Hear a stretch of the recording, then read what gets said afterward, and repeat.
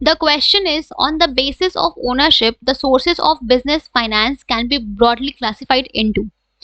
अगर हम बात करें on the basis of ownership, तो ओनरशिप के बेसिस पे सोर्सेज ऑफ बिजनेस फाइनेंस को ब्रॉडली दो कैटेगरीज में डिफाइन किया गया है.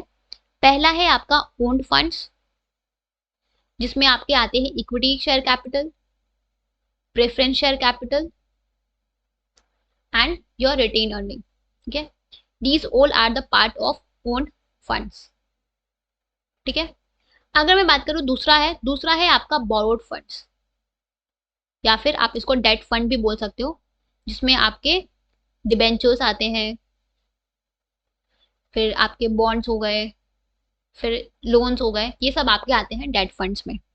ठीक है, बेसिकली ये जो आपके ओनर फंड है इनको हम इक्विटी भी बोलते हैं. ठीक है, बेसिकली इसमें आपके equity share capital, preference share capital और रिटेन अर्निंग्स आते हैं.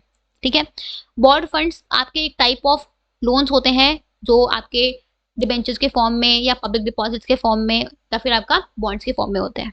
ठीक है, जो कि हम बोरो करते हैं या तो बैंक से या फिर किसी फाइनेंशियल इंस्टीट्यूशन से या डिबेंचर होल्डर से या फिर जनरल पब्लिक से.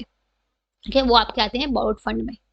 तो basically on the basis of ownership आपके बिजनेस फाइनेंस को दो कैटेगरी में क्लासिफाई किया गया है. एक है आपका ओन्ड फंड, दूसरा है आपका borrowed fund. So both 1 and 2 will be your correct answer. ठीक है.